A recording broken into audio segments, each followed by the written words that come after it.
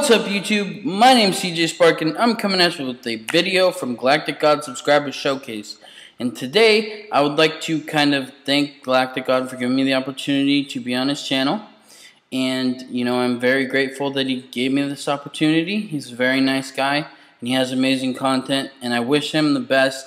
He is a growing channel. He has amazing subscribers, and he's very active in the Yu-Gi-Oh community, which is awesome. We need people like him. So freaking thank goodness we have him. So, I just wanted to say thank you to GalacticGod. Now this is where I kind of come in and talk about my channel and certain things I do. I kind of focus on the competitive edge of the game.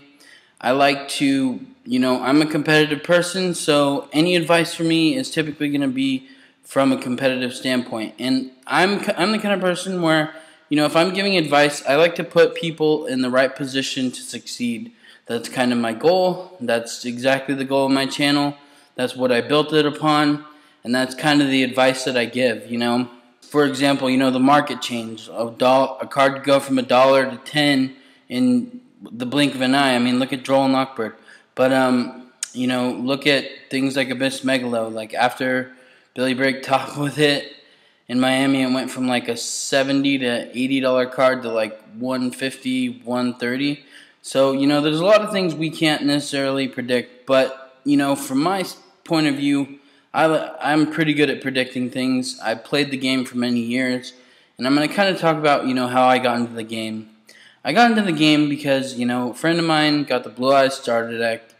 And, the way we played it was we kind of split the deck in half. And, whoever got the judgment typically won because, one, it was a one tribute monster, which, thinking about it now, tributing a monster, like, almost seems unbelievable. But, unless you're playing Monarchs or you've been a Monarch player. But, 2200 one discard was very good back in the day.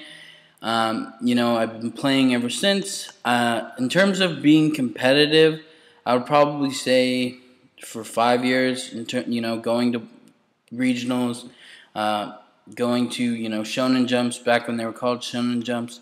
I used to go to those all the time, enter events, do all that kind of stuff. So, I always trying to keep up pace with what's going on with the meta, and that's kind of the goal of my channel, keeping pace with the meta, keeping pace with, how cards are going to be priced in the future.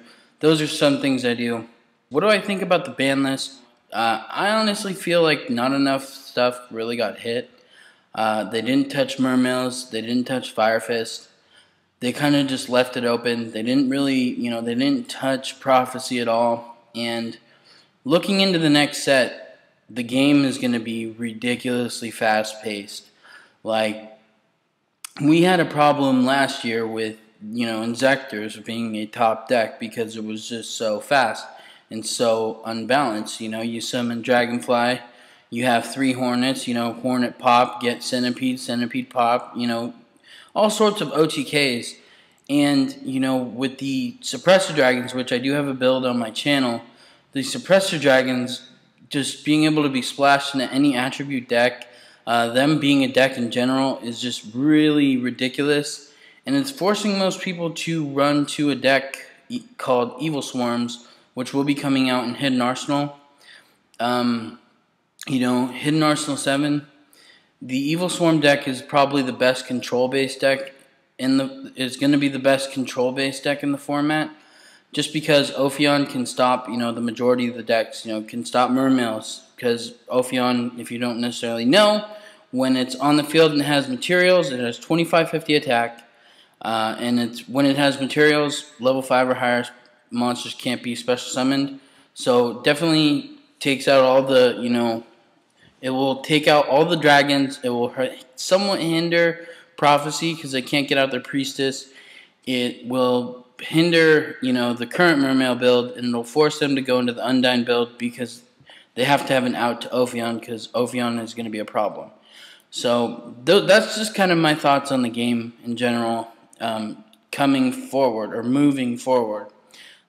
Now I'm going to talk about, things I like about Yu-Gi-Oh! I like that, we can come together as a community and play a game that is simple, but at the same time very complex, People call it a children's card game. I don't believe that. I don't believe it's a children's card game. I mean, it could be geared towards children, but some of the advanced ruling can definitely prove otherwise. I kind of feel like, Yu-Gi-Oh is kind of a game of a generation. If you're around, I mean, I'm sure the majority of your subscribers are probably around 18 to 24 years old. That kind of age range, we grew up with the game. We played the game for many years. So, it's not really a children's card game. It's just something we've done for fun for many years. And that's just kind of the way I look at the game. I don't compare it in terms of, who it's designed for. No, it is designed for everyone. It's not just designed for children, and it's not necessarily designed for adults either. But, you combine them both, and that's just Yu-Gi-Oh! Right?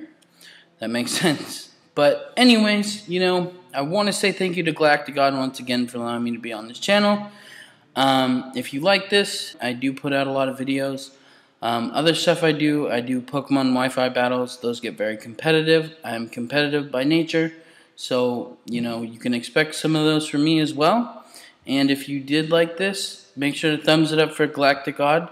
And, if you get the time, maybe sub to my channel, or at least check out some of my content and determine whether or not it's good enough for you to actually watch. So thanks for watching. CJSparkin, out.